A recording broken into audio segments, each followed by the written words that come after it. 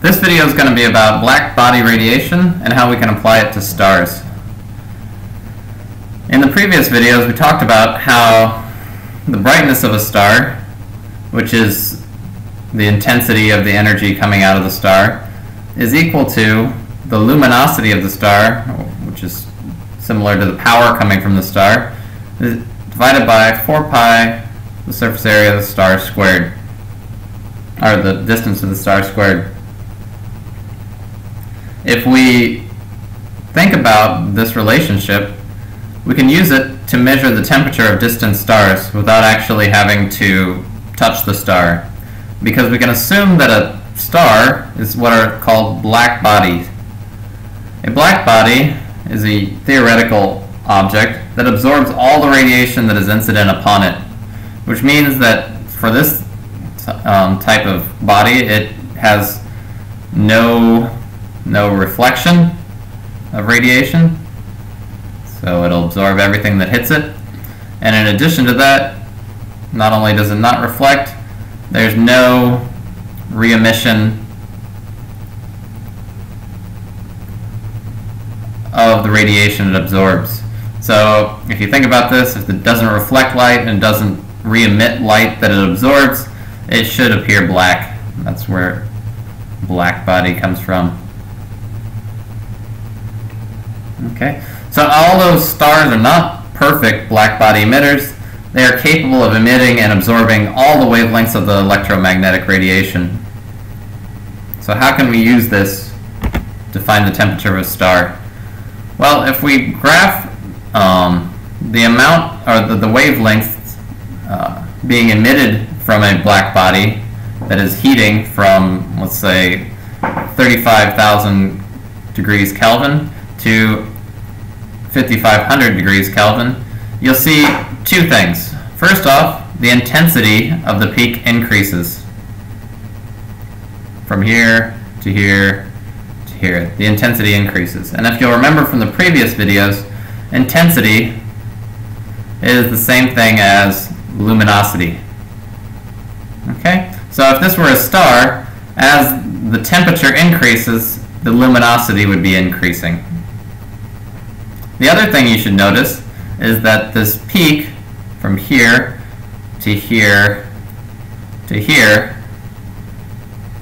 shifts to the left, and that peak represents what we call wavelength max, which is the most emitted wavelength at that temperature. So as the temperature increases, the wavelength of the most emitted photons shift from out here in 35,000 K, not even visible spectrum, to the blue and purple, and in stars up to ultraviolet. Okay, so how can we use this relationship to find the temperature of distant stars? Well, we can use the Stefan-Boltzmann Law, which gives us the relationship, the luminosity of the star and the temperature. The Stefan-Boltzmann Law tells us that luminosity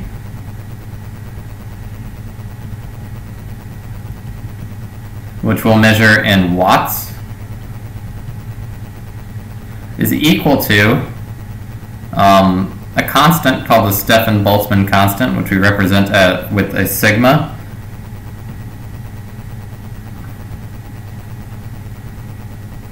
Sorry, Boltzmann constant. Wow, that's really bad spelling.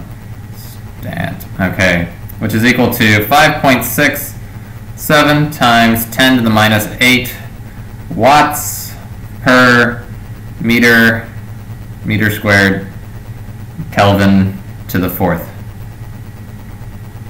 We multiply the Stefan-Boltzmann constant by A for area of the star, which is the surface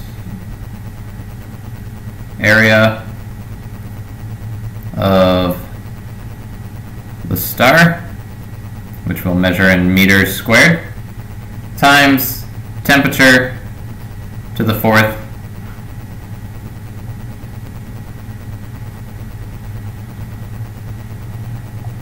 which we'll measure in Kelvin, okay? Okay? So there's a few consequences of this relationship. First off, luminosity. If luminosity increases, that means that the increase in temperature is going to be very, very large, because luminosity is proportional to temperature to the fourth power. Also interestingly, luminosity is proportional to the surface area of the star. So an increase in the surface area of the star will cause an increase in luminosity, which makes a lot of sense. Something small can't emit as much power as something very, very large.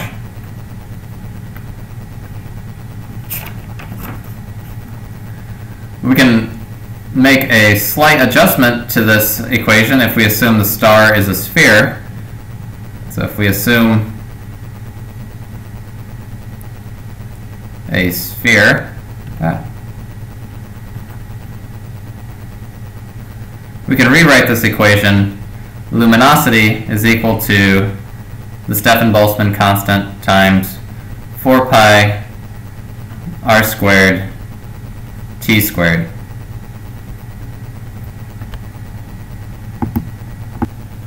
I'm sorry, t to the fourth. So this just, instead of surface area, which would be general, this is specifically the surface area of a sphere. Okay?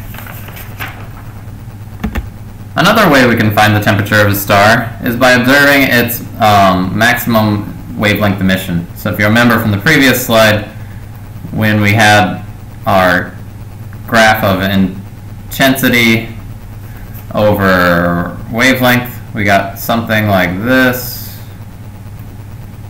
So this point would be wavelength max, which is what we're comparing intensity to. So we know that the temperature, according to Wein's law, is equal to 2.9 times 10 to the minus third meter Kelvin. Okay? And we say that temperature is proportional to the wavelength max. So that means that temperature is inversely proportional to the wavelength max. So as the temperature increases, the wavelength should get shorter, or the max wavelength should get shorter. And as the temperature decreases, the max wavelength will get longer.